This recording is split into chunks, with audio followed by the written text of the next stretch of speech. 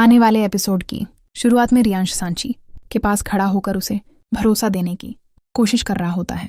सांची उसकी आंखों में देखते हुए धीरे से कहती है कि भरोसा करना चाहती हूँ, लेकिन हालात बार बार मुझे डराते हैं। रियांश उसके हाथ को थाम लेता है और कहता है कि मैं जानता हूँ कि तुम्हारे दिल में कितने सवाल हैं, पर एक बात याद रखना, मैं तुम्हें कभी अकेला नहीं छोड़ूंगा।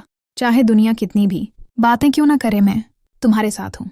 यह सुनकर सांची की आंखों से आंसू निकल जाते हैं और वो चुपचाप उसके कंधे पर सिर रख देती है। अगली सुबह घर में फिर से हलचल का माहौल होता है। महिलाएं रसोई में तैयारियां कर रही होती हैं और दादी सास पूरे घर में चहल पहल देख खुश नजर आ रही होती है। पर छाया बहू और शर्वरी फिर से अपने कोने में बैठकर कान्हा फूंसी कर रही होती है। छाया बहू धीरे से कहती है कि सांची का चेहरा देखो, उसकी मासूमियत अभी सबको भा रही है, लेकिन मुझे पूरा यकीन है कि ज्यादा दिन तक यह दिखावा नहीं चलेगा। शर्वरी जवाब में कहती है कि सही वक्त का इंतजार करना होगा, तभी सब कुछ उलट जाएगा। वहीं दूसरी ओर काव्या अपने कमरे में बैठी होती है और पूरी रात जागने के बाद उसकी आंखें लाल हो चुकी होती है। वह आईने में खुद को देखती है और बड़बड़ाती है कि सांची, तुम चाहे कितनी भी मासूम क्यों ना बनो, पर रियांश सिर्फ मेरा है। मैं इस घर में तुम्हारी जगह कभी पक्की नहीं होने दूंगी। तभी उसका फोन फिर से बजता है और वह किसी से कहती है कि अब मुझे अगले कदम की तैयारी करनी होगी। मैं चाहती हूँ कि सबके सामने सांची की असलियत खुल जाए।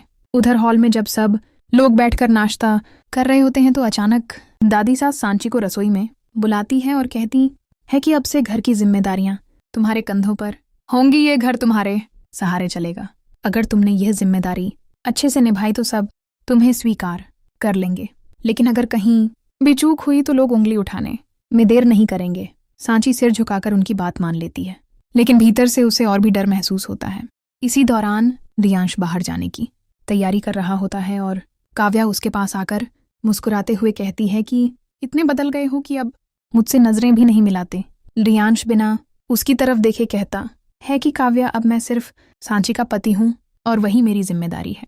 काव्या गुस्से में अपने हंट भी लेती है और सोचती है कि अगर रियांश को सांची के साथ खुश देखना है तो पहले मुझे ये साबित करना होगा कि सांची इस घर के काबिल ही नहीं है। दिन बीतते ही घर में कुछ रिश्तेदार वापस जाने लगते हैं और सब सांची को आशीर्वाद देकर कहते हैं कि अब तुम्हें इस घर को संभालना होगा। यह सुनकर सांची के दिल पर और भी बोझ बढ़ जाता है। रात को जब वह अपने कमरे में अकेली बैठी होती है तो उसे दिन भर की बातें याद आती हैं। वह सोचती है कि क्या सचमुच वह इस घर के लिए बनी है या सिर्फ मजदूरी में लाई गई है। तभी रियांश कमरे में आता है और उसके पास बैठकर कहता है कि मैं जानता हूं कि सबकी बातें तुम्हें परेशान करती, लेकिन हमें एक दूसरे का सहारा बनना होगा, तभी हम ये रिश्ता निभा पाएंगे।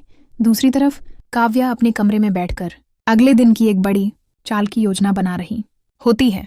उसकी आंखों में नफरत और जीतने की जिद साफ झलक रही होती है।